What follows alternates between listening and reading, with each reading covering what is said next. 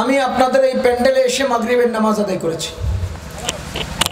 এখানে নামাজ আদায়কালে একটা দৃশ্য আমার চোখে পড়েছে। সেই দৃশ্য সম্পর্কে আমাদের সচেতন হওয়া দরকার, কিছু কথা জানা দরকার, শোনা দরকার আমি মনে করি। এই জন্য আজকের মাগরিবের নামাজের জামাতে এই প্যান্ডেলে নামাজ আদায়কালে আমার চোখে যা পড়েছে, আমি সেই প্রসঙ্গে ইনশাআল্লাহ আপনাদের সামনে কয়েকটি কথা রাখবো। আশা করব আমার মুসলমান ভাইগণ, মুসলমান বোনগণ আমার এই কথাগুলো নেবেন। এর আগে আমি আপনাকে একটা প্রশ্ন করতে চাই। বর্তমান পৃথিবীতে সারা দুনিয়া জুড়ে মুসলমান অমুসলমান কর্তৃক নির্যাতিত, এটা ঠিক কিনা?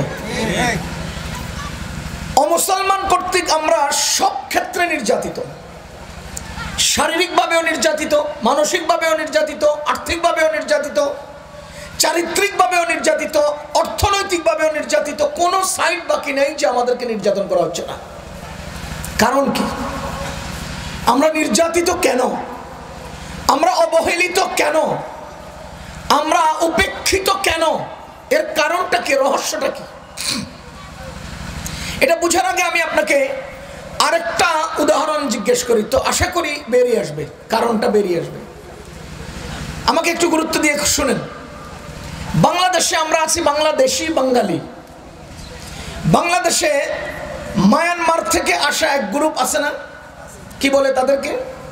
রোহিঙ্গা। তারাও মুসলমান, আমরাও মুসলমান। তো রোহিঙ্গা মুসলমানরা বাঙালি নয়, আমরা বাঙালি। সরকারের কাছে বিদেশ থেকে বা সরকারি নিজস্ব ফান্ড থেকে সরকার চাচ্ছে কিছু অনুদান দিবে, কিছু ত্রাণ দিবে। এই অনুদানগুলো বন্টনের জন্য সরকার ঘোষণা দিয়েছে রোহিঙ্গারা রোহিঙ্গাদের কাতারে আসো, বাঙালিরা বাঙালির কাতারে আসো, আর আমরা এটা বন্টন করব। খেয়াল করেন, এখন বাঙালিরা চিন্তা করলো রোহিঙ্গা ভাই, বাঙালিদের লাইন থেকে একজন গেল, গিয়ে রোহিঙ্গাদের মধ্যে ঢুকে বলে, ও রোহিঙ্গা ভাই, তোমরা আরেক দেশের লোক, আমরা জায়গা দিয়েছি, দয়া করেছি, মায়া করেছি তোমাদেরকে, সুতরাং আমি বাঙালি, আমার একটু সাইড দাও না, একটু জায়গা দিয়ে দাও না, তোমার এই লাইনে দাঁড়িয়ে আমি আমার ত্রাণটা বা আমার অনুদানটা নিয়ে নেই। অথবা কোন রোহিঙ্গা বললো বাঙালির কাতারে এসে যে, বাঙালি ভাই, তোমরা তো আমাদেরকে জায়গা দিয়েছো, খাবার দিয়েছো, থাকা দিয়েছো, এখন একটু অনুদান দিচ্ছে, আমাদেরকে একটু সুযোগ দাও না, তোমাদের লাইনে দাঁড়াই আমি অনুদানটা নিয়ে নেই। আপনারা ইনসাফের সাথে বলেন, বাঙালি রোহিঙ্গার কাতারে গিয়ে ঠাঁই পাবে? বলেন বলেন, রোহিঙ্গারা বাঙালির কাতারে আসলে ঠাঁই পাবে? রোহিঙ্গাদের কাতারে বাঙালির জায়গা হবে না, কন্যাই সরাই ফেলবে, ধাক্কাই আউট করে দিবে, বাপ বেটা তোদের কাতারে তোরা যা। বাঙালির কাতারে রোহিঙ্গাদেরকে জায়গা দিবে না, বাপ বেটা তোদের কাতারে তোরা যা। খোদার কসম, প্রত্যেকে যার যার লাইনে সম্মানী, যার যার অঙ্গনে ইজ্জতওয়ালা, অন্যের অঙ্গনে গেলে অন্য পক্ষ যেভাবে বেইজ্জত করে আউট করে দেয়, ঠিক তেমনি ভাবে মুসলমান মুসলমানের কাতারে ইজ্জতওয়ালা, মুসলমান নবীজির আদর্শের মধ্যে ইজ্জতওয়ালা। বাহিরে যাইবা তো লাথি আর উস্তা তো খাইবাই। আজকে তোমার মাথা থেকে পা পর্যন্ত পুরোটাই আরেকজনের আদর্শ। আজকে তোমার খাওয়ায় অন্যের আদর্শ, তোমার ঘুমে অন্যের আদর্শ, তোমার চলায় অন্যের আদর্শ, তোমার বলায় অন্যের আদর্শ, তোমার শিক্ষায় অন্যের আদর্শ, তোমার অর্থনীতিতে অন্যের আদর্শ, তোমার চাহনিতে, তোমার শ্রবণে, তোমার কদমে, তোমার পদক্ষেপে, তোমার দর্শনে, সবকিছুতে অন্যের আদর্শ। তো তুমি মুসলমান হয়ে অন্যের কাতারে গেলে লাইতে নিয়ে রুস্টারি তো খাইবে, অন্যের কাতারে তোমার ঠাই থাকবে না। এটাই তো কথা, এটাই তো স্বাভাবিক।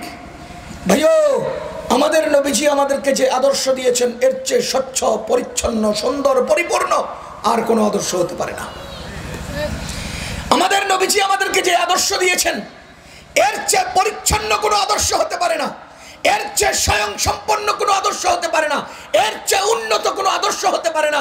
তুমি কার কাছ থেকে আদর্শ ভাড়া করছো? তুমি কার কাছ থেকে আদর্শ হায়ার করছো? তোমার থেকে দুনিয়ায় আদর্শ ভাড়া নিয়ে যায়, তোমার থেকে আদর্শ দুনিয়া নিয়ে যায়, অথচ তুমি তাদের গান্দা আদর্শ নিজের জীবনে বাস্তবায়ন করছো কেন? আমি লাঞ্ছিত কেন? এই জন্য আমি আরেকজনের লাইনে দাঁড়ায় আছি, আমি আরেকজনের লাইনে ঢুকে গেছি, এই জন্য আমি লাঞ্ছিত।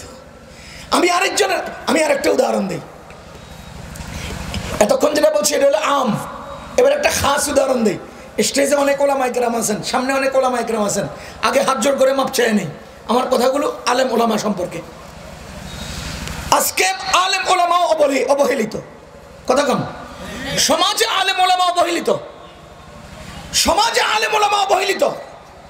অথচ এই যে গত 5 তারিখে ঢাকায় মাত্র 1 সপ্তাহের আওয়াজ দিয়ে কি পরিমাণ আলেম, ছাত্র, জনগণ, মুসলমান উপস্থিত করা হলো।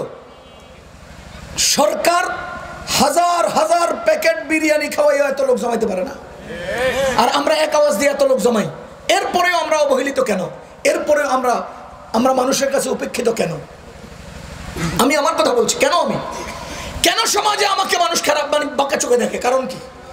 এর কারণটা হলো, একটা সময় আওয়াম জনগণ, সাধারণ মানুষ আলেমদের সাথে সম্পর্ক রেখে সে মনে মনে তৃপ্তির ঢেকুর দিত, অমুক আলেমের সাথে আমার সম্পর্ক আছে। সাধারণ জনগণ আলেমের সাথে সম্পর্ক রেখে আনন্দ অনুভব করত যে অমুক আলেমের সাথে আমার সম্পর্ক আছে। কিন্তু আজকে আমরা আলেমরা ওই অশিক্ষিত গণ্ড মূর্খ নেতার সাথে সম্পর্ক রেখা গর্ববোধ করি, অমুক নেতার লগে আমার সম্পর্ক আছে। আমি এখন সম্পর্ক রেখে গর্ববোধ করি, এই জন্য আমি লাঞ্ছিত।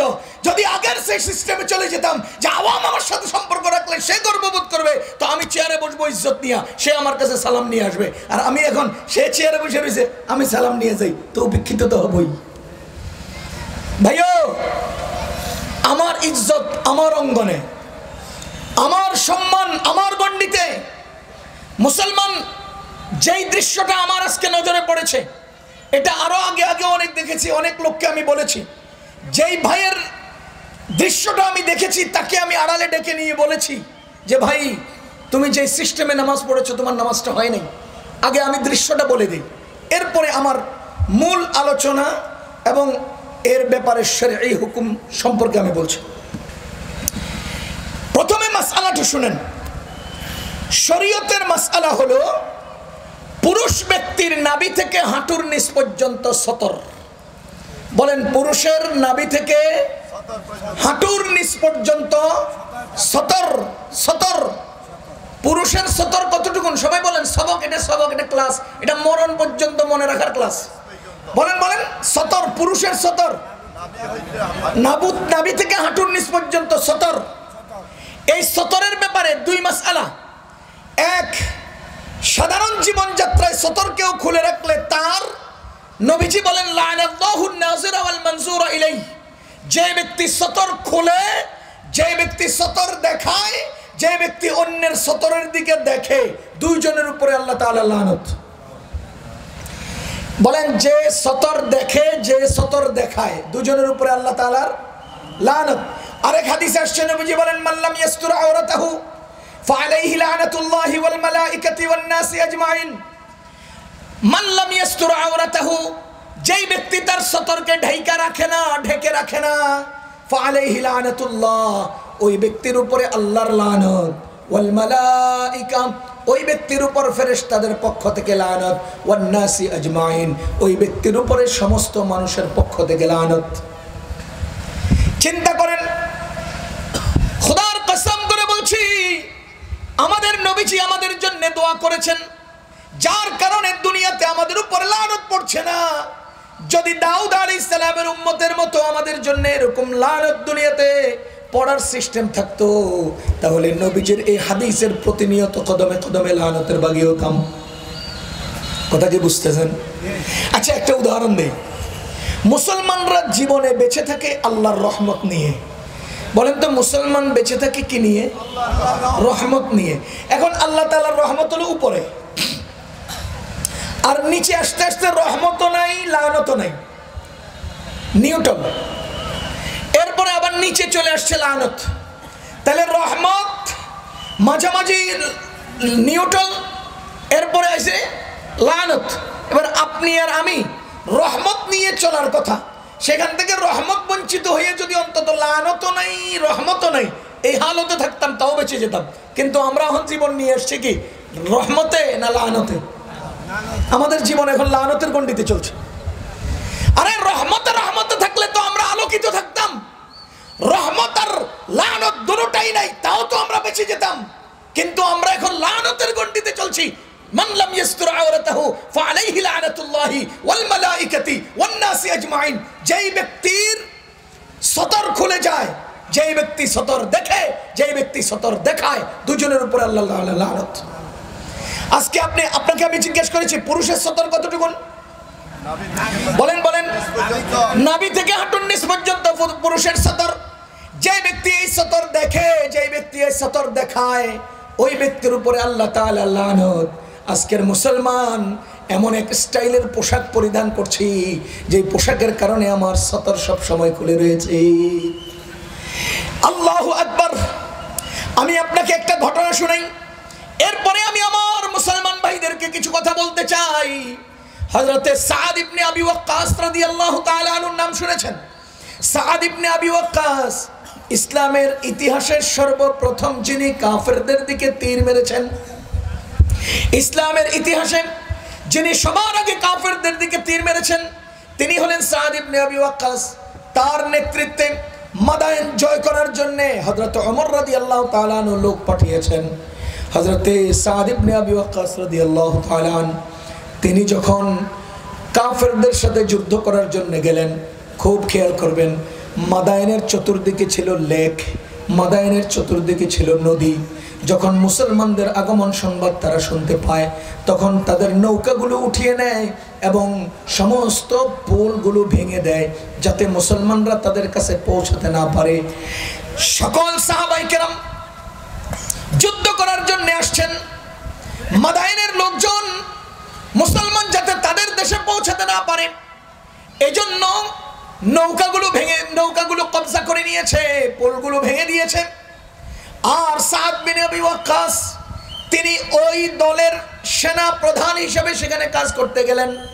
তিনি যখন দেখলেন যে নদীর কারণে পার হওয়া যাচ্ছে না, তখন তিনি চারদিকের লোকজন বসিয়ে রাখলেন যাতে ওরা বের হতে না পারে, আমরা পাহারাদারি করে যাব। কতদিন তারা ভিতরে থাকতে পারে আমরা দেখতে চাই। দীর্ঘ সময় যখন তারা ভিতরে থাকতে থাকতে অতিষ্ঠ হয়ে যায়, বহিরাগত সম্পর্ক যখন তাদের বিচ্ছিন্ন হয়ে যায়, তখন ওই মাদায়েনের লিডার, মাদায়েনের যিনি সরকার, তিনি দুইজন লোক পাঠান যে সাদ ইবনে আবি ওয়াক্কাস তথা মুসলমানদের লিডারের কাছে যাও এবং তাদেরকে খবর দাও আমরা দুইজন লোকের সাথে, তাদের সাথে সৌজন্য সাক্ষাৎ করতে চাই, আমরা তাদের সাথে শান্তি আলোচনা করতে চাই। মুসলমান কিতাবে লিখেছেন সাদ ইবনে আবি ওয়াক্কাস দুইজন ব্যক্তিকে পাঠালেন, দুইজন সাহাবীকে পাঠালেন, দূরদর্শী, অত্যন্ত চৌকস।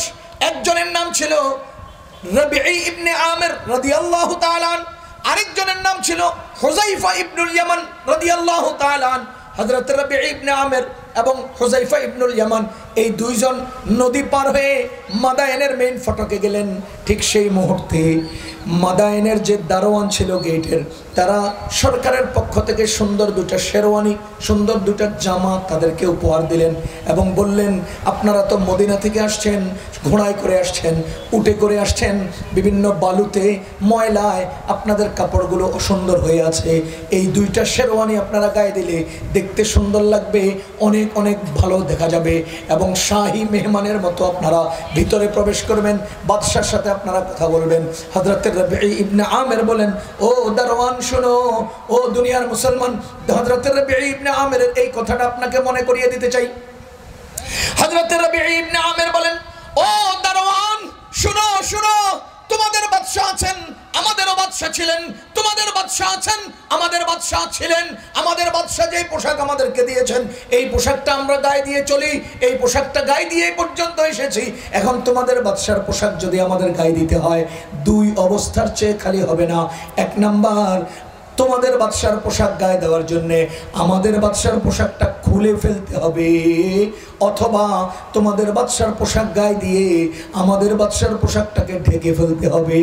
শুনো শুনো, তোমাদের বাদশাকে এই কথা জানিয়ে দাও, আমাদের বাদশার পোশাক না খুলতে পারবো না ঢাকতে পারবো, যেভাবে আছি এভাবে যদি কথা বলে কথা বলতে রাজি আছি, আর যদি এভাবে আমাদের সাথে কথা না বলে আমরা গল্প করতে আসি নাই, যুদ্ধ করতে আসছি।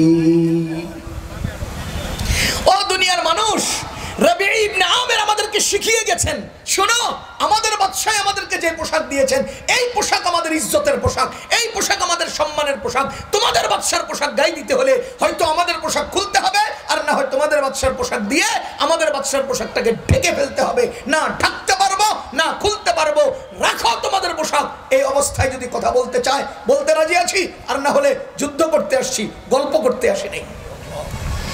মুসলমান, আমি আপনাকে জিজ্ঞেস করতে চাই, আজকে আপনি যে পোশাকটা পরিধান করলেন, এই পোশাকটা আপনার বাদশা দিয়েছে না অন্য কেউ দিয়েছে? বুঝাইতে পারি নাই। এই পোশাকটা আপনাকে কে দিয়েছে? আপনার বাদশা না অন্য কেউ? পশ্চিমারা আপনাকে পোশাক দেয়, আপনি সেই পোশাকটা নেন। পশ্চিমারা আপনাকে পোশাক দেয়, আপনি সেই পোশাকটা নেন। এরা আপনাকে এমন ভাবে কাপড় বানিয়ে দিছে, এমন ভাবে কাপড় সেলাই করে দিয়েছে, আপনি যতই টানেন নাভির উপর পর্যন্ত আর প্যান্টের চেন আসে না, প্যান্টের ফিতা এখন নাভির উপরে উঠে না। এটা রেডি করে বানানো। আগেকার সময় টেইলাররা কি বলতো যে আপনার পেটের মাপ কত, এখন কয় আপনার কোমরের মাপ কত। ভাইয়া, এখন আমাদের যে প্যান্ট আমরা পরিধান করি, প্রত্যেকে যার যার নিজেকে জিজ্ঞেস করেন, এই প্যান্টের মধ্যে চিপার মধ্যে কাপড় দিছে কম, আপনি যত টানেন উঠে না, ওই নাভির চার আঙ্গুল নিচেই থেকে যায়, কোমরের মধ্যে প্যান্ট। এরপরে আমাদের যুবকেরা, 30 বছর বয়সের যুবক, 25 বছর বয়সের যুবক, এরা কি করে জানেন? এরা 18-15 বছরের পোলাপাইনের গেঞ্জি গায়ে দেয়, ছোট ছোট পোলাপাইনের শার্ট গায়ে দেয়। কি জন্য? এটা গায়ে দিলে হাতা এগুলো ভুললে ভুললে থাকবো, দেখতে আরে সালমান খান লাগবো ভাবলো। ও মিয়া, ঘাড় মোটা হইলে যদি দাম বাড়তো তো গরুর গোস্ত 800 কেজি না হইয়া হাতির গোস্ত 80,000 টাকা কেজি হতো। এখন কি করে? কতক্ষণ পরে টান দিয়ে দেখে বুকটা ফুলে আসেনি। আবার মানিব্যাগের ভিতরে অনেক কিছু কাগজপত্র লইয়া পাশার মধ্যে ঢুকে রেডের অংশ করে নেয়। কত আইটেমের সিস্টেম নিজের ফুলে রাখার। এত ফুলে থাকলে যদি দাম বাড়তো তাহলে গরুর দামের চেয়ে হাতির দাম বেশি হতো। কথা কন? কিন্তু দুঃখজনক সত্য কি, আপনি যে গেঞ্জিটা গায়ে দিলেন, যে শার্টটা আপনি পরিধান করলেন, ও মুসলমান, এই শার্ট পরিধান করার কারণে, গেঞ্জি পরিধান করার কারণে আপনার ওই প্যান্ট তো আগের থেকেই নাভির 4 আঙ্গুল নিচে, গেঞ্জি যেটা ছোট্ট গায়ে দিয়েছেন এটাও নাভির উপর দিয়ে রয়ে গেছে, অটোমেটিক আপনার নাভির নিচে 4 আঙ্গুল ফাঁকা হয়ে গেছে। আমি আপনাকে জিজ্ঞেস করতে চাই, আপনারা যখন এখান থেকে এই শ্রীনগর থেকে যাত্রাবাড়ি যান, শ্রীনগর থেকে ঢাকায় যান, সব সময় বাসে সিট পান না, মাঝে মধ্যে দাঁড়াইতে হয়। কথা কন? দাঁড়াইয়া কি আপনি দুইয়া ছেড়ে দেন না, উপরে ডান্ডা ধরেন? এই ডান্ডাটা ধরে নিচের দিকে তাকাইয়া দেখেন আপনার নাভির নিচে খুলে রয়েছে। গাড়ি চলছে আর আপনার উপরে লানত পড়ছে। যে ব্যক্তি সতর ঢাকে না, যার সতর খোলা থাকে, ওই ব্যক্তির উপর আল্লাহ তাআলার লানত, ওই ব্যক্তির উপর আল্লাহ তাআলার লানত। যে দেখে তার উপরও লানত, যে দেখায় তার উপরও লানত। কথা কি বুঝতেছেন আপনারা? এই হলো 1 নাম্বার মাসআলা। ভালো করে মনে রাখবেন, রাবিঈ ইবনে আমির আপনাকে বুঝিয়ে দিয়েছে, আমরা অন্যদের পোশাক দিয়ে আমাদের নবীজির পোশাক ছাড়তে পারবো না। আমরা অন্যদের পোশাক গায়ে দিতে আমাদের নবীজির পোশাকটাকে আমরা বাদ দিতে পারবো না। যদি বাদ দেই নিজের লস। আরে মিয়া, নিজের লস। ও ভাই, নিজের লস, নিজের লস। যেই কয়দিন আমি পোশাক পরতে পারি নাই, সেই কয়দিন আমার মা বাপ ভাই বোন আমাকে পোশাক পরিয়েছেন। যেই কয়দিন আমি পোশাক আর পরতে পারবো না, সেই দিন এলাকাবাসী সবাই গরম পানি দিয়ে গোসল করাইয়া আমাকে পোশাক পরাবেন। আর আজকে আমি পোশাক পরতে পারি, এই জন্য আমি ইহুদিদের পোশাক গায়ে দিচ্ছি। যেদিন আমি পারি নাই সেদিন অন্যেরা আমারে কোনটা পরাইলো, যেদিন আমি পারবো না অন্যেরা আমারে কোনটা পরাইলো, আর এখন আমি পারছি বলে আমি নিজে কোনটা পরি, হিসাব মিলান। আমি যখন মইরা যাই তখন আমার ঠিকই জুব্বাটা পরায়, আমার 3টে সাদা কাপড় দিয়া কি সুন্দর মতো জুব্বাটা পরায়, হাঁটুর নিচ পর্যন্ত জুব্বা গায়, বুকের অংশটাকে আর একটা গেঞ্জি টাইপের একটা গায়, এরপরে আবার 2 পাশ দিয়ে রশি দিয়া বাইন্দা ঠিক মতোই আমার পোশাকটাই আমারে কবরে দেয়। কেন? যেদিন আমি ছিলাম ছোট্ট, নিজে পড়তে পারতাম না, সেদিন আমারে পোশাক পরাইলো কেমন? যেদিন আমি থাকবো কবরে চলে যাব, সেদিন আমি পড়তে পারি নাই, আমারে পরাইলো কেমন? আর এখন আমি পড়তে পারছি, এই জন্য আমি কোনটা পড়ি, কোনটা পড়লাম? আফসোস। এখন তো আমাদের যুবক ভাইরা এমন চিপা চাপাট গায়ে দেয়, হায় হায়। একটা মজার গল্প শুনেই। কম্পিউটার ব্যবহার করেননি আপনারা? অনেকে কম্পিউটার ব্যবহার করেন না? তো দেখবেন ঘরের মধ্যে কম্পিউটারে বাচ্চারা ভিডিও গেমস খেলে। ওই মোবাইল যখন কিনতে যাবেন তখন আপনারা জিজ্ঞাসা, যে এটা দিয়ে গেম টেম খেলবে না, এমনি নর্মাল ব্যবহার করবে, তোকে গেম খেলবো, তাহলে একটু ভালো হার্ড ডিস্ক সেটটা দিতে হবে, নর্মালটা দেওয়া যাবে না। কম্পিউটারও গেম খেলবেন তাহলে কিন্তু একটু খুব উচ্চ জেনারেশনের মাদারবোর্ড দিতে হবে, না হলে হবে না। আচ্ছা, এখন বাপে মনে করেন কোরাই 5-এর একটা আইনে দিছে, মাত্র 5 জেনারেশন বা 6 জেনারেশনের মাদারবোর্ড দিয়ে বানায় দিছে। নতুন করে গেম আসছে, গেমের ক্যাসেট নিয়ে আসছে, 35 টাকা গেমের ক্যাসেট, 40 টাকা গেমের ক্যাসেট, ওই যে সিডি ক্যাসেট, এটা লাগাইছে। এখন গেম এটা খেলা চলে না, কেন? স্পিরিট নেই। আরে র্যাম 4 GB র্যামে চলবে না, এবার 8 GB লাগবে। এতে 35 টাকার একটা ক্যাসেটের মাত্র 35 টাকা পুঁজি যদি আপনার মাথা ঢুকাই দিছে না, এবার আপনাকে র্যাম বাড়াইতে হবে 8 GB। 8 GB হয় না, 16 GB লাগবে। এদিকে মাদারবোর্ড এটা দুর্বল হয়ে গেছে, এটার থেকে আরো হাই কোয়ালিটির মাদারবোর্ড লাগবে, তা না হলে 35 টাকার ক্যাসেট চলবে না। বুঝতেছেন না আপনারা? তার মানে মাথার মধ্যে ঢুকাইছে 35 টাকা, কিন্তু কম্পিউটারের পিছনে আপনার থেকে নিয়ে গেছে আরো 15,000 টাকা। এই 35 টাকার খপ্পরে ফেলাইয়া 15,000 টাকা নিয়ে গেছে, আপনি বুঝতেছেন না। ঠিক তেমনি ভাবে আমাদের যেসব যুবকদেরকে মাত্র 150 টাকা দামের প্যান্ট পরাইয়া মাথায় ঢুকাইয়া দিছে, ওদের আরো 50,000 টাকা নিয়ে গেছে আড়ালে, করতেও পারবো না। যেমন মনে করেন খুব টাইট ফিট করে ঠিলে ঠুলে ঢুকছে, 150 টাকার প্যান্ট ঢুকছে কষ্ট কষ্ট করে, এখন হে পেশাব করতে গেছে আর বইতে পারে না, টাইট। তো এবার দাঁড়াইয়া পেশাব করতে হবো, দাঁড়াইয়া পেশাবের কমোড কিনছে 8,000 টাকা দিয়া।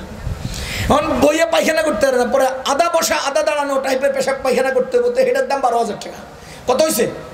20,000 টাকা। এখন বইয়ে খাইতে পারে না, তো কি করতে হবে? চেয়ার টেবিলের মধ্যে খাইতে হবে, তো ওটার দাম হয়েছে আবার 30,000 টাকা। তো 50,000 টাকা খালি 150 টাকার প্যান্টের মাধ্যমে আপনার থেকে নিয়ে গেছে, করতেও পারবেন না। আর আপনার ইজ্জত, সম্মান, সুন্নত, তরিকা, নবীজির আদর্শ, আপনার মুসলমানিত্ব, হেডি তো গেছেই, ওটা তো গেছে, ওই টাকাও গেছে। আপনার 150 টাকার প্যান্টের মধ্যে ঢুকাইয়া 50,000 টাকা আপনার বাইর করছে, খবর নেই। কথাকে বুঝতেছেন আপনারা? ও মুসলমান, নবীজির আদর্শের বাহিরে মুসলমানদের শান্তি নাই। আজকে আমরা যে কাফেরদের পোশাকগুলো নিয়ে আসছি, এই পোশাক আমাদেরকে ক্ষতিগ্রস্ত করছে। আমি আপনাকে জিজ্ঞেস করতে চাই, একটা ইনসাফের প্রশ্নের জবাব দিবেন। শুনতেও সুন্দর লাগলেও মনে রাখবেন, আপনি করতে পারেন, আমি একটু কইতেও পারবো না। আপনি করতে পারবেন, আমি কি একটু বলতেও পারবো না। আপনার উপযুক্ত মেয়ে, ও ভাই, আপনার উপযুক্ত মেয়ে, আপনার উপযুক্ত বোন যদি আপনার সামনে তার শরীরের ভাঁজগুলো দেখায়, ওড়নাটা সরায়, তাহলে আপনার জেহেনের মধ্যে কোনো গুনাহের উদ্রেক হতে পারে কিনা? কোনো বদ চিন্তা আসতে পারে কিনা? বলেন, আসতে পারে কিনা? যদি পারে, তাহলে আপনি বাবা উপযুক্ত মেয়ের সামনে গেঞ্জি খুলে নাভির নিচে চারাঙ্গুল অবস্থায় উপস্থিত হন। আপনি বড় ভাই নিজের বোনের সামনে যে আপনার নাভির নিচের সতরের অংশটা খোলা অবস্থায় গেলেন, তার জেহেনের মধ্যেও তো গুনাহের চিন্তা উদ্রেক হতে পারে। আপনি যেমন, সেও তেমন, আপনার গুনাহ তারও গুনাহ। তো ইজ্জতটা কোথায় রাখলেন? নিজের ঘরের মধ্যে যে নিজে বেইজ্জত আর একেবারে অপমানকর পরিবেশ তৈরি করলেন কেন? কারণটা কি? আপনি একবারও চিন্তা করলেন না? কিরে আমার প্যান্ট কোথায়, আমার গেঞ্জিটা যে খুললে হেরে বললাম ল মা এটা ধুইয়া দে, এ ল মা ধুইয়া দে কইয়ে যে মুখোমুখি হইলেন, এই জায়গার মধ্যে আপনার নাভি কই, গেঞ্জি কই, কি বলে প্যান্ট কোথায়, গেঞ্জি খোলা, প্যাট একটারে বাইর করে ধুয়ে রাখছেন। ঘটনা কি? ঘটনাটা কি? কদিন পরে দেখেন যে প্যাট বাইরে হইতেছে। প্যাট বাইরে হবো না, আপনার তো প্যাট খোলা, খাইতে থাকবেন আর বাড়তে থাকবো, কি হবো? আফসোস ভাইয়া, এই পোশাক আমাদেরকে ধ্বংস করে দিচ্ছে। এই পোশাকের কারণে আমরা গুনাহগার হচ্ছি। এতক্ষণ বললাম পুরুষের সতর নাভি থেকে হাঁটুর নিচ পর্যন্ত। আবার বলেন, পুরুষের সতর কতটুকুন? নাভি থেকে হাঁটুর নিচ পর্যন্ত। এটা হলো সাধারণ জীবন যাত্রায় আমার গুনাহ। আমি একদিন দেখলাম একজন ইলেকট্রিক মিস্ত্রি, সে হোল্ডারের মধ্যে এভাবে টেস্টার দিয়ে ঘুরেতেছে, বুঝছেন? আর হাতে উঠছে না, গেঞ্জিটা উঠে গেছে, প্যান্টটা নিচের দিকে খুলে গেছে। ওই ঘরের মালিক মহিলা, হে বেটি আরেকজন মিস্ত্রি দিয়ে কাম করাইতেছে, বেটা মাস্টারে কাম করতেছে, এর পাশার সিফা দেয়া যাইতেছে। আপনারা করেন, আমরা বলতেছি। আমি কচুকে দিমামতি করতাম এক সময়, কোরবানির ঈদের দিন, ঈদের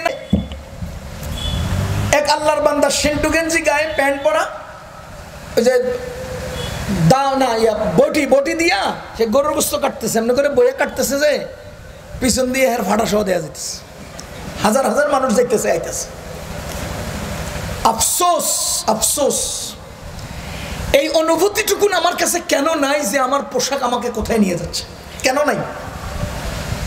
দ্বিতীয় নম্বর মাসআলা, যেই ব্যক্তির সতরের অংশ নামাজের মধ্যে 4 আঙ্গুল পরিমাণ খুলে যাবে, ওই ব্যক্তির নামাজ ফাসেদ, ওই ব্যক্তির নামাজ ফাসেদ, নামাজ বাতিল। আমি আজকে যে দৃশ্যটা দেখেছি, ভাই প্যান্ট পরছেন নাবিতে, শার্ট গায়ে দিয়েছেন, পিঠ রুকুতে গেলেন তো ওনার প্যান্ট এবং শার্টের মাঝখান দিয়ে পিছন দেখে গেছে, আমার চোখে পড়ছে আজকে। উনি সেজদায় গেছেন, ওনার গেঞ্জিটা ওনার শার্টটা পিঠের দিকে চলে আসছে, প্যান্ট তো আগের থেকে ছোট্ট, তো অটোমেটিকলি তার প্যান্ট এবং শার্টের মাঝখানে পিছন দিয়া খুলে গেছে, আমি দেখেছি আজকে। এখন আপনারা বলেন, যে দেখে যে দেখায় দুজনের উপর লানত, নামাজের মধ্যে কেন আপনি আরেকজনের লানতের বাগি বানাইলেন? দ্বিতীয় নম্বর, আপনার নামাজের মধ্যে 4 আঙ্গুল পরিমাণ সতর খুলে গেলে নামাজ যে ফাসেদ হয়, আপনার নামাজ আছে না গেছে? জোরে কোন গেছে। এহে বাপে কয় হাইটা হাইটা আমার ছেলে 5 ওয়াক্ত নামাজ পড়ে ছাড়ে না, অথচ ওই ফোলাটাই রুকুতে গেলে নামাজ ফাসেদ হয়ে যায়, বাপে জানেও না। ওই ছেলেটার যে রুকুতে গেছে নামাজ চলে গেছে, বাপে জানে না। ওই ছেলের যে সেজদায় গেছে নামাজ ফাসেদ, বাপে জানে না। ভাইও, আমাদের নামাজগুলো নষ্ট হয়ে যাচ্ছে আমাদের পোশাকের কারণে, আমাদের নামাজ নষ্ট হচ্ছে আমাদের পোশাকের কারণে, আমাদের সচরাচর জীবন চলায় লানতের ভাগী হচ্ছে আমাদের পোশাকের কারণে। আরেকটা আজীব বিষয় হলো, ওরা যে আমাদের এই চিপার মধ্যে কাপড় কমায় দিছে, টানলে উঠে না, আপনি চেক করবেন দেখবেন টানলেও নাভি পর্যন্ত আইব না, কাপড় কম। এই কাপড় কমাইয়া ওরা কিন্তু আরেকটা প্যান্ট বানায় নাই, এই কাপড় কমাইয়া ওরা কিন্তু আরেকটা প্যান্ট বানায় নাই, ওরা আপনার ওই যে নিচে দিয়ে বাড়ায় দিছে, নিচে দিয়ে বাড়ায় দিছে, নিচে দিয়ে। এখন এটা যদি আপনি পড়েন তো দেখবেন যে টাকনু ঢেকে গেছে। রাসূল করিম সাল্লাল্লাহু আলাইহি ওয়াসাল্লাম ইরশাদ করেন, মা আসফালা মিনাল কাবাইনি মিনাল ইজারি ফিন্নার, যেই ব্যক্তির টাকনুর নিচে টাকনুটা কাপড়, প্যান্ট, পায়জামা, লুঙ্গি এবং অন্যান্য পোশাক দ্বারা ঢেকে থাকবে, ঢাকা থাকবে, ওই ব্যক্তির ওই অংশটা জাহান্নামে যাবে। নাউজুবিল্লাহ কয় না? নাউজুবিল্লাহ। দুনিয়ার মানুষ এখন আল্লাহর লানতরে ডরায় না, জাহান্নামে ডরায় না। ওই যদি বিজলি চমকায় তো লা ইলাহা ইল্লাল্লাহ সুবহানাকা ইন্নী কুনতু কয়, আল্লাহর লানত এটা বলে কিছু কয় না, নাউজুবিল্লাহ কয় না। মা আসফালা মিনাল ইজারি মা আসফালা মিনাল কাবাইনি মিনাল ইজারি ফিন্নার, যে ব্যক্তির টাকনুর নিচে লুঙ্গি, প্যান্ট, পায়জামা দ্বারা ঢেকে থাকবে, ওই ব্যক্তির ওই অংশটা জাহান্নামে যাবে। হাদিস আরেকটা শুনেন, রাসূল করিম সাল্লাল্লাহু আলাইহি ওয়াসাল্লাম বলেন, লা ইয়ানজুরুল্লাহু ইয়াওমাল কিয়ামাতি ইলা মান জাররা ইজারাহু বাতারা, লা ইয়ানজুরুল্লাহ, আল্লাহ তাআলা রহমতের নজর করবেন না, রহমতের মুআমালা করবেন না, ইলা মান, ওই ব্যক্তির প্রতি, জাররা ইজারাহু বাতারা, অহংকার বশত যে টাকনুর নিচে কাপড় পরিধান করে, টাকনুর নিচে যারা কাপড় পরিধান করে, আল্লাহ তাদের দিকে রহমতের নজর করবেন না। আমি আল্লাহর কসম করে বলছি, কিয়ামতের ময়দানে আল্লাহর রহমত ছাড়া কেউ বাঁচতে পারবে না, কেউ বাঁচতে পারবে না। হাজার হাজার বছরের আমল সামনে আনলেও আল্লাহর রহমত ছাড়া বাঁচার উপায় নেই। হাজার হাজার কোটি বছরের আমল নিয়ে আসলেও আল্লাহর রহমত ছাড়া বাঁচার উপায় নাই। সেই দিন আমি যদি আল্লাহর রহমতের নজর থেকে বঞ্চিত হই, তো আমার ঠিকানা কি হবে, আমার উপায়টা কি হবে? ভাইও, এজন্য আমাকে অবশ্যই টাকনুর নিচে কাপড় পরিধান থেকে বাঁচতে হবে। এখানে একটা প্রসঙ্গত কথা না বললে নয়, এই টাকনুর নিচে কাপড় পরিধানটা জাহান্নামে যাওয়ার কারণ, অথবা আল্লাহর নজর, রহমতের নজর থেকে বঞ্চিত হওয়ার কারণ হবে কখন জানেন? বিনা শর্তে না, শর্ত সাপেক্ষে। শর্ত হলো যদি সেটা অহংকার বশত হয়, যদি সেটা অহংকার বশত হয়, ভাব দেখানোর জন্য হয়, একটু ফ্যাশনের জন্য হয়, তাহলে। আর যদি কারো ক্ষুধার তাড়নায় পেটের পায়জামা ঢিলা হইয়া এমনি নেমে যায়, তাহলে এটা আবার আল্লাহর রহমত থেকে বঞ্চিত হওয়ার কারণ হবে না।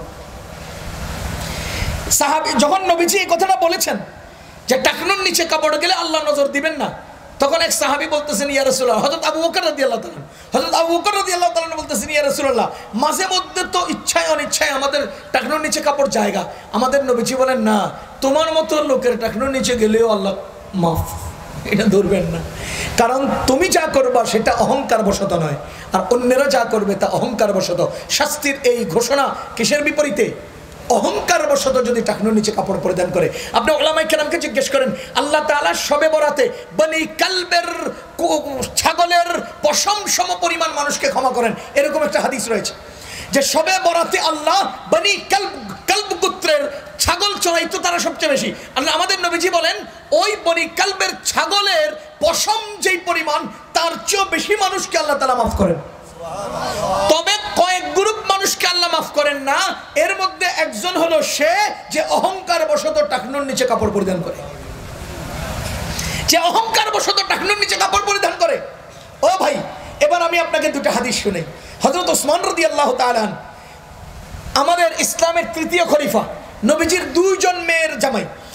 ওই যে হুদাইবিয়ার সন্ধি যখন হলো, নবীজি মক্কায় আসতেছিলেন কেন? উমরা করবেন, চলে যাবেন, কিন্তু কাফেররা নবীজিকে আসতে দিলেন না।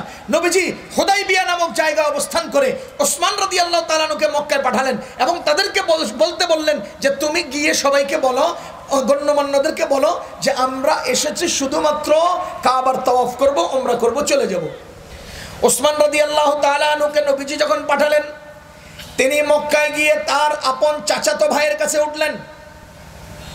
যে আপন চাচাতো ভাই তার ছোট্ট কালের বন্ধু ছিলেন, যে আপন চাচাতো ভাই বংশীয়ভাবে একই ঘরের ছিলেন, একই বংশের ছিলেন। ওসমান ইবনে আফফান কোটি কোটি টাকার মালিক ছিলেন, সমাজে অনেক বড় গ্রহণযোগ্য ব্যক্তি ছিলেন। ওসমান রাদিয়াল্লাহু তাআলা মক্কায় প্রবেশ করলেন এবং তার চাচাতো ভাইয়ের কাছে গেলেন। ও মুসলমান, ওসমান যখন চাচাতো ভাইয়ের কাছে গেলেন, তখন ওসমান রাদিয়াল্লাহু তাআলা আনহুর কাপড় টাকনু থেকে বেশ উপরে ছিল, হাঁটু থেকে অনেক নিচে ছিল, টাকনু থেকে কিছু দূর উপরে ছিল। তখন এটা দেখতে কেমন কেমন লাগে। ওসমান রাদিয়াল্লাহু তাআলা আনহুর চাচাতো ভাই বললেন, ওসমান তুমি কিন্তু মক্কার গ্রহণযোগ্য বড় বড় ব্যক্তিদের কাছে আসছো। ওসমান তুমি কিন্তু বড় বড় ব্যক্তিদের কাছে আসছো। কয় হ্যাঁ। এই যে তোমার পোশাকটা দেখতে কেমন দেখায়, তোমার টাকনুর উপরে কাপড় দেখতে কেমন দেখায়, এটা নামায় নাও, বড় বড় ব্যক্তিদের কাছে তুমি যাইবা, এটা সুন্দর লাগে না? হযরত ওসমান রাদিয়াল্লাহু তাআলা আনহু বেসাখতা কোন চিন্তা ছাড়া এক বাক্যে উত্তর দিয়েছেন, হাকাদা ইজরাতু রাসূলিল্লাহি সাল্লাল্লাহু আলাইহি ওয়াসাল্লাম, হাকাদা এরকমই ইজরাতু রাসূলিল্লাহ, রাসূলুল্লাহর পোশাক, এরা এরকমই রাসূলুল্লাহর পোশাক, এরকমই রাসূলুল্লাহর পোশাক। আরে দুনিয়ার মানুষ আমারে কি বলবে দেখার সময় নাই, তোরা আমারে কি বলবি দেখার সময় নাই। সারা দুনিয়ার মানুষ আমাকে সুন্দর বলুক, অসুন্দর বলুক, আরে কালচার বলুক, আনকালচার বলুক, ওল্ড বলুক অথবা নিউ বলুক, কোনো অসুবিধা নাই। হাকাদা ইজরাতু রাসূলিল্লাহি সাল্লাল্লাহু আলাইহি ওয়াসাল্লাম, রাসূলের পোশাকটা এমনই, রাসূলের পোশাক এমন। সুতরাং তুমি আমার কি করবা? আমি রাসূল থেকে দেখে এটি শিখছি, এভাবেই থাকবে। হেরা আমার লগে কথা বললে বলবে, না বললে কিচ্ছু করার নাই। যদি এটা জ্বলন্ত উদাহরণ দরকার হয় তো আমেরিকা এবং আফগানিস্তানের মোল্লাদের দিকে একটু তাকায় দেখেন। টাইম নাই, টাইম নাই আমেরিকারে গনার, আফগানিস্তানের মোল্লারা দেখায় দিছে তো করে গনবার টাইম নাই। আয় আমগোর লগে মাপ ছায়া যা।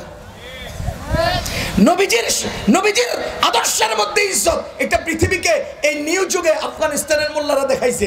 এরপরেও যদি আমরা সচেতন না হই তো কেমনে হবে? ও মুসলমান, এই হলো এক নাম্বার উদাহরণ। দ্বিতীয় নাম্বার উদাহরণ, ওই যে রবি ইবনে আমির, হুযায়ফা ইবনুল ইয়ামান, এই দুইজন, খেয়াল করেন, এই দুইজন যে মাদায়েনের বাদশার কাছে গেলেন, তখন মাদায়েনের বাদশা প্রথম পর্বে তাদের সাথে নাস্তা করতে বসছেন। বুঝেন নাই? দাওয়াত দিয়ে আনছে তো, সরকারি মেহমান, তো শাহী মেহমান, ওনাদেরকে খানা খাওয়ার জন্য বসাইছেন। আমার দিকে খেয়াল করেন তো, খানা খেতে বসার পর হুযায়ফা ইবনুল ইয়ামানের প্লেট থেকে একটা টুকরা ছোট্ট পড়ে না, প্লেট থেকে নিচে পড়ে যায় না, কত কিছুই তো পড়ে যায়। আমি আজকে খাবার নিয়ে বয়ান করতেছি না, পোশাক নিয়ে করতেছি, এই জন্য খাবার প্রসঙ্গে বেশি লম্বা বলবো না, শুধু উদাহরণটা বলছি। ওনার প্লেট থেকে যখন খাবারটা নিচে পড়ে গেল, কার? হুযায়ফা ইবনুল ইয়ামান। তখন হযরত হুযায়ফা ওই টুকরাটা এইভাবে উঠে নিবেন, এমন না যে পুরো প্লেটের অর্ধেক পড়ে গেছে, এরকম না, হয়তো কোনো এক কণা, কোনো সামান্য টুকরা পড়ে গেছে। উনি এটা উঠাতে নিবেন এমন টাইমে একজন এমনি খোসা দিয়ে কয় যে কি করো, আরে পড়ে গেছে এটা উঠার লাগে নাকি? বুঝেন নাই? পড়ে গেছে এটাকে উঠার লাগবে? তোমাকে দেখলে কি করবো? হেরা করবো তোমরা জীবনে মনে এমন উন্নত খানা পাওয়াই নেই জীবনে, না পাইয়া পাগল হয়ে গেছে, পড়ে গেছে এটা উঠার লাগবে। আমাদের নবীজি আমাদেরকে কি বলছেন এই প্রসঙ্গে? নবীজি বলেন তোমার খাবার যদি পড়ে যায় তুমি উঠায় নিও, যদি এর মধ্যে সামান্য ময়লা লেগেছে মনে করো তো ধুইয়া নিও। কেন? ফাইন্নাকা লা তাদরি ফি আইয়াতিহিন্নাল বারাকা, তুমি তো জানো না খাবারের কোন অংশের মধ্যে আল্লাহ আলাদা বরকত রেখে দিয়েছেন। হতে পারে তোমার ওই পড়ে যাওয়া টুকরার মধ্যে সম্পূর্ণ বরকত, তুমি ওই বরকত থেকে বঞ্চিত হয়ে গেলা। সুতরাং এই বরকতটা উঠায় নিও। আরে আমাদেরকে আমাদের নবীজি কি বলেছেন জানেন? আমরা তো এখন খানা খাইয়া শুধু টিস্যু দিয়ে গাল মুছে উঠে চলে যাই, প্লেটটা আমরা মুছি না, প্লেটটা মুছে খাই না। আরে নবীজি কি বলেছেন? নবীজি বলেন মান আকালা ফি কাসআতিন ফালাহিসাহা ইস্তাগফারাত লাহুল কাসআ, যে কোন পাত্রে খানা খায় আর ওই পাত্রটাকে মুছে খায়, ওই পাত্র আল্লাহর কাছে বলে আল্লাহ লোকটা আমারে যেমন মুছে খাইলো আপনিও তার গুনাহ মাফ কইরা মুছা দেন। ইস্তাগফারাত লাহুল কাসআ, ওই পাত্র সারা জীবন খালি গুনাহ করে নাকি? আমি গুনাহ করি, পাত্র গুনাহ করে না, এই নিষ্পাপ পাত্র আমার জন্য ইস্তিগফারের দোয়া করে, অথচ আমরা করি না। যা হোক এটা অন্য প্রসঙ্গ।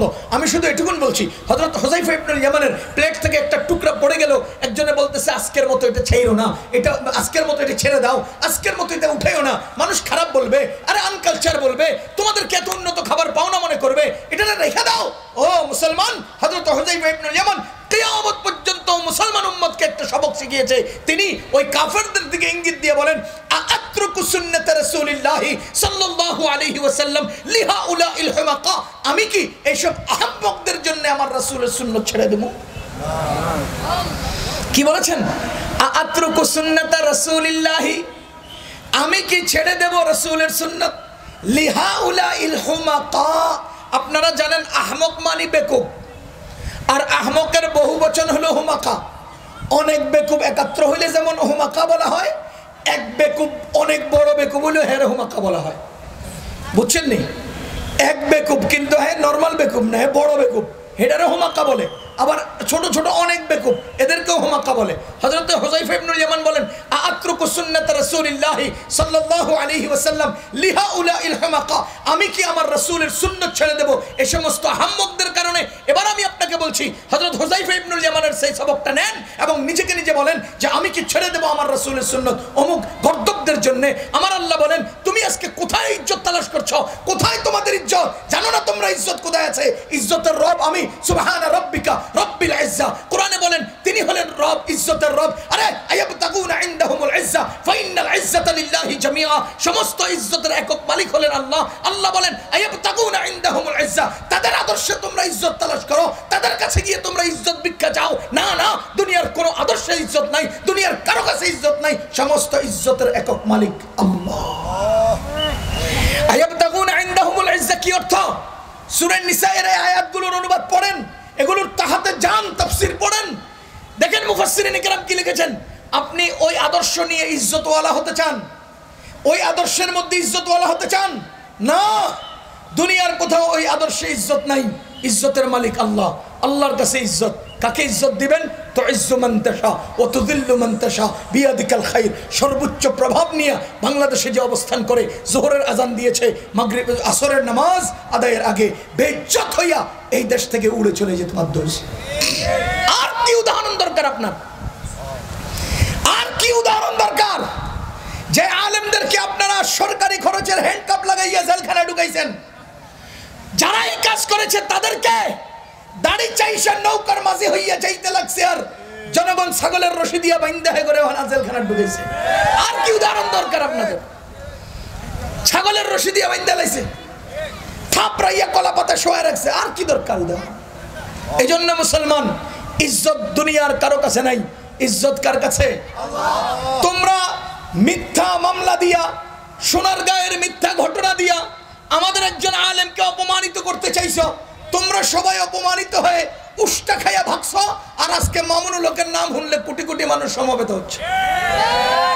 কই এই ঘটনা দিয়ে একজন মানুষের অন্তরের মধ্যে তার প্রতি বিরূপ মানসিকতা তৈরি হয় নাই, বরঞ্চ আরো আন্তরিকতা বৃদ্ধি পেয়েছে, আরো করছে।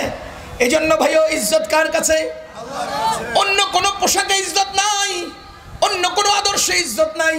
আমি শুধু আপনাকে একটা কথা বলতে চাই, মনে রাখবেন, আপনি এমন একটা ধর্মের অনুসারী, আপনি এমন একটা মত পথের অনুসারী, আপনার রাসূল আপনাকে সর্বময় পরিপূর্ণ একটা আদর্শ দান করেছেন।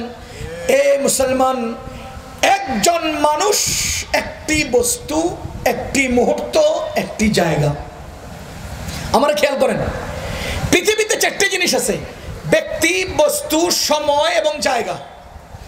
একজন ব্যক্তি, একটা বস্তু, একটা সময়, একটা জায়গা এক মুহূর্তের জন্য বলতে পারবে না যেখানে রাসূলের আদর্শ নাই। আপনি একজন ব্যক্তি 24 ঘন্টা এক মুহূর্ত নবীজির আদর্শ নাই এমন বলতে পারবেন না। আপনার এই জায়গা 24 ঘন্টার মধ্যে নবীজির আদর্শ নাই, আদর্শের বাহিরে পার হয়ে গেছে এমন একটা জায়গা দেখাতে পারবেন না, একটি মুহূর্ত দেখাতে পারবেন না, একটি বস্তু দেখাতে পারবেন না যেখানে আমাদের নবীজির আদর্শ নাই, নবীজির শিক্ষা নাই। তাহলে এত পরিপূর্ণ, আল্লাহ নিজে বলেন আল ইয়াউমা আকমালতু লাকুম, আরে আমি তো মোকাম্মল করেছি, আমি বুকে পরিপূর্ণ করেছি, খুদ ত্রুটির কোনো সুবিধা, কোনো সম্ভাবনা নাই, এক বিন্দু পরিমাণ খালি নেই, সবগুলোই আমি পূর্ণ করে দিয়েছি, তোমাদের ধর্মের সব আদর্শ মুক্ত পূর্ণ করে দিয়েছি। এরপরেও আপনারা আপনাদের আদর্শের উপরে সন্তুষ্ট না হয়ে অন্যের আদর্শ ভাড়া করতে যান কেন? মুসলমান, এই জন্য বলছি, আজকে আমাদের এই পোশাকের কারণে আমাদের প্রতিনিয়ত জীবন চলায় আমরা লানতের ভাগী হচ্ছি। এই পোশাকের কারণে আমরা আমাদের ইবাদত থেকে বঞ্চিত হচ্ছি। আজ থেকে পোশাক ঠিক করেন, পোশাক ঠিক করেন, পোশাক ঠিক করেন। পোশাকের ব্যাপারে আমি আরেকটা কথা না বললে নয়। পোশাকের 3 অবস্থা বলেন। পোশাকের 3 অবস্থা: 1 তাকওয়ার পোশাক, 2 ওই যে কোরআনে আছে ওয়ালিবাসুত তাকওয়া, 2 ইউনিফর্ম প্রাতিষ্ঠানিক পোশাক, 3 সতর ঢাকার প্রয়োজনীয় পোশাক। আপনারা কি বুঝতেছেন আমার কথা? 1 তাকওয়ার পোশাক, 2 ইউনিফর্ম অথবা প্রাতিষ্ঠানিক পোশাক, 3 সতর ঢাকা পরিমাণ পোশাক। তাকওয়ার পোশাক এমন পোশাককে বলা হয় যেই পোশাক দেখলে পরে লোকটাকে মুসলমান মনে হয়। তাকওয়ার পোশাক ওই পোশাককে বলা হয় যেই পোশাক দেখলে পরে ওই লোকটাকে মুসলমান মনে হয়, তাকে বলা হয় তাকওয়ার পোশাক। 2 নম্বর ইউনিফর্ম। দেখেন আমাদের দেশে বিভিন্ন প্রাতিষ্ঠানিক পোশাক আছে।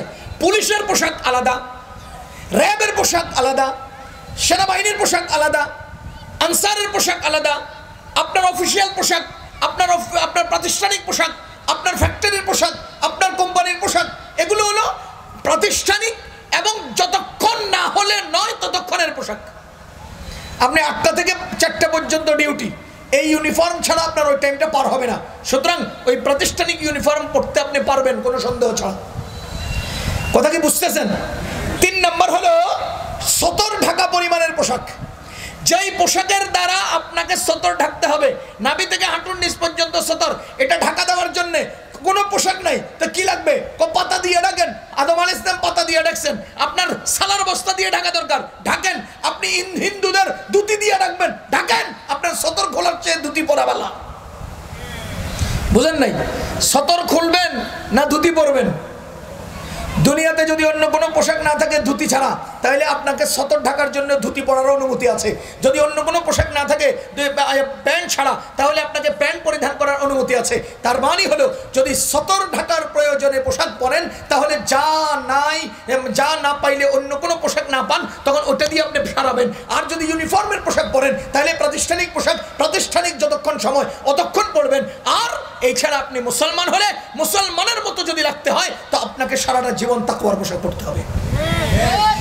কারণ আপনার তাকওয়ার পোশাক কাকে বলে? এমন পোশাক যা পরিধান করে চললে পরে মুসলমান মনে হয়। মুসলিম সমাজে বসবাস করছেন, এজন্য আপনি মুসলিম, এটা দিয়ে মুসলমান হয় না। মুসলমান তো তাকেই বলা হয় যে মুসলিম সমাজে থাকলেও মুসলমান মনে হয়, হিন্দু সমাজে গেলেও তাকে দেখতে মুসলমান মনে হয়, ইন্ডিয়াতে গেলেও মুসলমান, ইসরায়েলে গেলেও তাকে দেখতে মুসলমান, সেই হলো মুসলমান। দুইজন লোক একত্রে দাঁড়ায় রয়েছে, একজন হিন্দু একজন মুসলমান। আমি সালাম দিলাম না, তোরা আমার ডাক দিয়ে হুজুর আপনি সালাম দিলেন না। তা আমার প্রশ্ন হলো আপনি কি মুসলমান? হ্যাঁ আমি মুসলমান। কেন? আমি আপনারা চিনলাম না কেন? আপনি যে মুসলমান আমি চিনলাম না কেন? আপনার পাশে যে হিন্দু লোকটা আছে সেই লোক আপনার মতো হয়ে গেছে এই জন্য, নাকি আপনি সেই লোকের মতো হয়েছেন এই জন্য? বুঝেন নাই? আপনি কি মুসলমান না হিন্দু আমি চিনলাম না কেন? এই হিন্দুটা মুসলমানের আকৃতিতে এসে গেছে এই জন্য চিনি নাই, নাকি আপনি হিন্দুর আকৃতিতে গেছেন এই জন্য চিনি নাই? বলেন।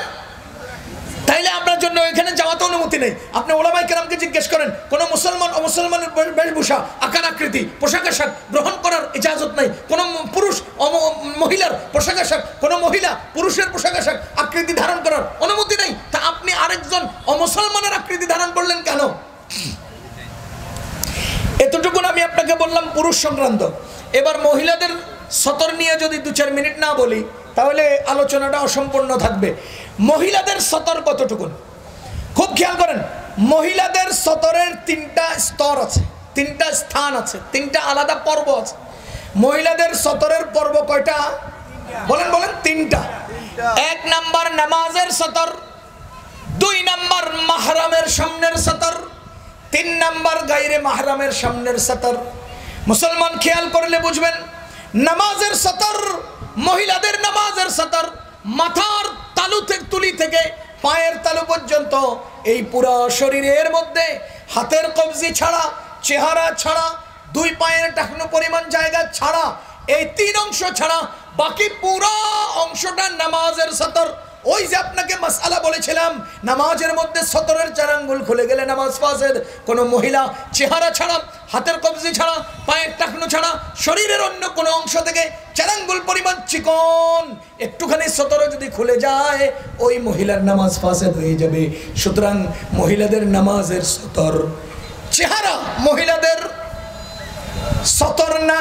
কোথায়? বলেন নামাজে। মহিলাদের চেহারা সতর না। কোথায়? নামাজে। মহিলাদের হাতের কবজি পরিমাণ সতর না। কোথায়? নামাজে। খেয়াল করেন, মহিলাদের টাকনো পরিমাণ জায়গা সতর না। কোথায়? কথা কি বুঝতেছেন? এবার আমি আপনাদেরকে একটা ইঙ্গিত দেই। আপনাদের মায়েরা, বোনেরা, মেয়েরা ওয়াও শর্ট হাতা, শর্ট কামিজ গায়ে দিয়া, সিকনা ওড়না পইরা নামাজে দাঁড়ায়। এরা তো নামাজে জড়সড় হয়ে নামাজ পড়ে, এদের হুকুম তেমনি করে হাত উঠে হাত বাঁধছে। কিন্তু খোদার দোহাই, খোদার কসম, ওরা যখন হাত সামনের দিকে দিয়ে সেজদা দিতে যায়, ওই যে কামিজ তো হাফাতা, কামিজের হাতা তো ছোট্ট, ওড়নাটাও তো ছোট্ট, তো সেজদা দিতে গেলে কবজির উপরের জায়গাটা খুলে গেছে, নামাজ নাই। তাহকিক করেন, আজকে তাহকিক করেন, আপনার মেয়েটাকে আজকে যাচাই করেন। এরপরে আপনি 12 হাত শাড়ি পরিধান করিয়ে আপনার মা নামাজ পড়তে দাঁড়াইছে, 12 হাত লম্বা শাড়ি। ও এখন শাড়ি পরছে তো 12 হাত, কিন্তু ব্লাউজ তো গাদ দিছে ছোট্ট। এখন পেছাইয়া যখন রুকুতে গেছে তখন ওই সামনের যে আঁচলটা নিচের দিকে টাইপে গেছে, আর আস্তে করে ব্লাউজ এবং শাড়ির মাঝখান দিয়ে তার পেট খুলে গেছে, নামাজ শেষ। আপনারা কি বুঝতেছেন আমার কথা? আমাদের মা বোনরা এই পোশাকের কারণে নামাজ বঞ্চিত হচ্ছে। আমি আপনাদেরকে অনুরোধ করব যে বাজারে এখন বড় নেকাব পাওয়া যায় এবং নামাজ পরিধান করার বড় জুব্বা পাওয়া যায়। যায় নামাজ রাখবেন যেখানে, এই ওড়নার জুব্বা রাখবেন সেখানে। নামাজে এসে যায় নামাজ বিছাবে, জুব্বাটা গায়ে দিবে, নেকাবটা লাগাবে, নামাজ আদায় করবে। আল্লাহর মেহেরবানিতে অন্তত সতর খোলার কারণে তার নামাজ ফাসেদ হবে না। অন্য কারণে ফাসেদ হয় না, হয় এটা ভিন্ন ব্যাপার। এই কারণে ফাসেদ হবে না। আজকে ফজরের আগে ব্যবস্থা করে দেন। আরে ফজরের আগে ব্যবস্থা করে দেন, কারণ এক ওয়াক্ত নামাজ তার জিন্দেগির চেয়ে দামি। যাহা হোক, এই হলো মহিলাদের নামাজের সতর।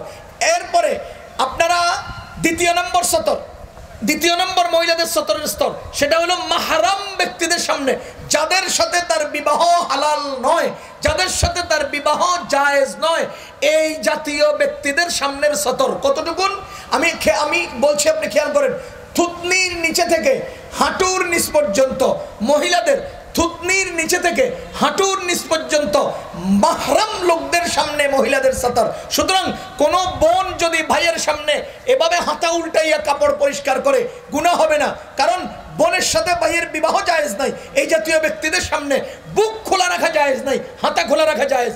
বোন ভাইয়ের সামনে মাথা আশ্রাতে পারবে, গুনাহ হবে না, কিন্তু নামাজে মাথা খোলা রাখলে নামাজ ফাসেদ হবে। তাহলে যাদের সাথে বিবাহ হারাম তাদের সামনে মাথার সতর নয়, হাতের কবজি পর্যন্ত, হাতের বগল পর্যন্ত সতর নয়, হাঁটু পর্যন্ত সতর নয়, কিন্তু থুকনির নিচ থেকে হাঁটুর নিচ পর্যন্ত সামন এবং পিঠ সতর। সুতরাং কোনো বোন তার ভাইয়ের সামনে বাচ্চাকে দুধ পান করাইতে পারবে না, কোনো মা তার সন্তানের সামনে বাচ্চাকে দুধ পান করাইতে পারবে না, কোনো ফুফু তার ভাতিজার সামনে বাচ্চাকে দুধ খাওয়াতে পারবে না, কোনো মা তার সন্তানের সামনে নিজের পেট খুলে রাখতে পারবে না, বুক খুলে রাখতে পারবে না, ভাই তার বোন তার ভাইয়ের সামনে বুক পিঠ খোলা রাখতে পারবে না। মনে রাখবেন, এই থুতনির নিচ থেকে হাঁটুর নিচ পর্যন্ত মাহরাম লোকের সামনে মহিলাদের সতর। 3 নম্বর, গায়রে মাহরাম, যাদের সাথে তার বিবাহ বন্ধন হারাম, বিবাহ বন্ধন হালাল, যাদের সামনে তার বিবাহ বন্ধন হালাল। এর মধ্যে এটা কিন্তু আমি অন্যভাবে বলছি, আত্মীয় না, বিবাহ বন্ধন হালাল গায়রে মাহরাম। যেমন চাচাতো ভাই, মামাতো ভাই, খালাতো ভাই, স্কুল তো ভাই, মিস কল তো ভাই, আরো কত রঙের ফেসবুক বন্ধু তো ভাই, আরো কত তবাই দুনিয়াতে এখন আছে না? এই সব তবাইয়ের সামনে মহিলাদের মাথার তালু তুলি থেকে পায়ের তালু পর্যন্ত পূর্ণ অঙ্গ সতর। কথা খেয়াল করেন, যাদের সাথে বিবাহ বন্ধন হালাল তাদের সামনে মাথার তালু থেকে মাথার তুলি থেকে পায়ের তালু পর্যন্ত পুরোটা সতর। সুতরাং কোন চাচাতো ভাইয়ের সামনে চাচাতো বোন হাতের কবজি খোলা রাখার অনুমতি নেই, কোন বাজারের মানুষের সামনে কোন মহিলা চেহারা খোলা রাখার অনুমতি নেই, পা খোলা রাখার অনুমতি নেই। আরে মিয়া, আজকে কিছু লোক তারা ইসলামের এই ব্যাখ্যাটা ভুল করতে গিয়া কয় চেহারা তো সতর না। আরে আল্লাহর বান্দা, চেহারা সতর না নামাজে, চেহারা সতর বাজারে, বাজারের সতরকে নামাজে সতর না যা, তা আপনি বাজারে সতর না বলবেন কেন?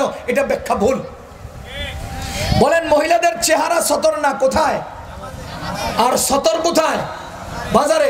বলেন মহিলাদের চেহারা সতর বাজারে, সতর না নামাজে। বলেন মহিলাদের চেহারা সতর বাজারে, সতর না নামাজে।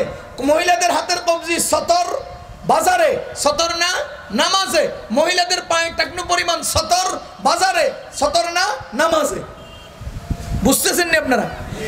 তাহলে বুঝা গেল আজকে যারা ফতুয়া দিচ্ছেন মহিলাদের চেহারা সতর না, আপনারা নামাজের সতর না রে বাজারের সতর না বানাই ফেলছেন। হয়তো বুঝেন নাই, আর না হলে স্বার্থপরতার পিছন দিয়ে অন্যের মেয়েদেরকে রাস্তায় নামানোর জন্য এই জাতীয় ফতুয়া ডেলিভারি করছে। নো, এটা ভুল ব্যাখ্যা করবেন না। এটা মহিলাদের চেহারা সতর।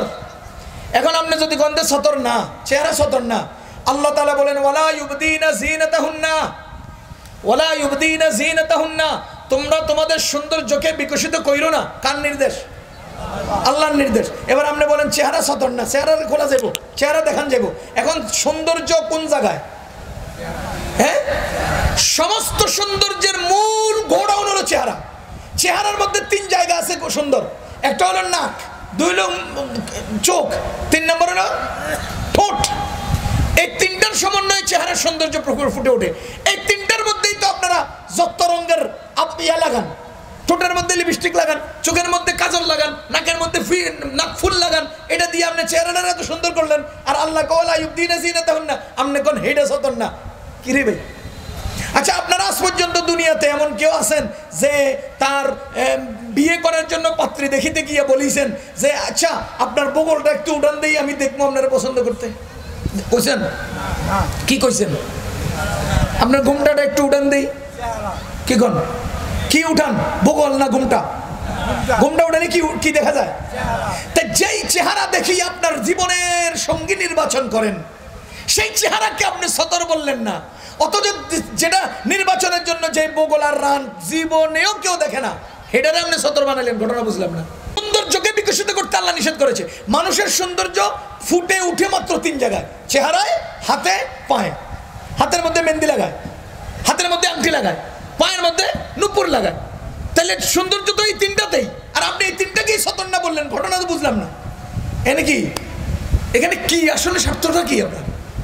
এই জন্য মনে রাখবেন, মহিলাদের নামাজের সতর না, চেহারা, হাতের কবজি, পায়ের টাকনো, বাজারে সতর।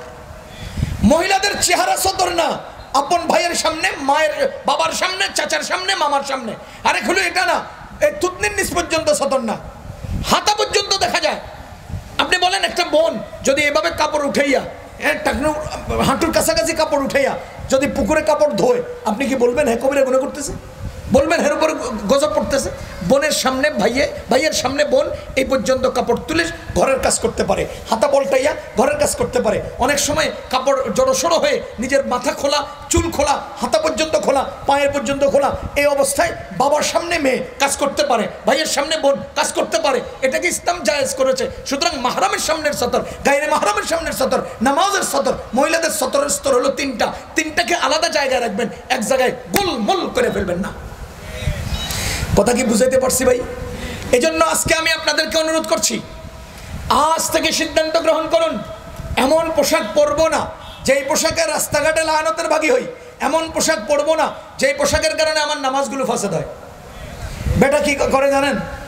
আল্লাহ আমার আব্বারে মাফ করে দেন, আল্লাহ আমার এই বিপদ থেকে উদ্ধার করেন। হ্যাঁ যে হাত উঠেছে না, ওদিকে আল্লাহ এদিক দিয়ে খুলে দিছে, এখানে পড়ে লানত, উপরে করেন আল্লাহ। আল্লাহ কোনটা শুনতো বলেন? তরিকা মতো আসেন তো আল্লাহ বরকত দিবে, তরিকা বহির্ভূত না।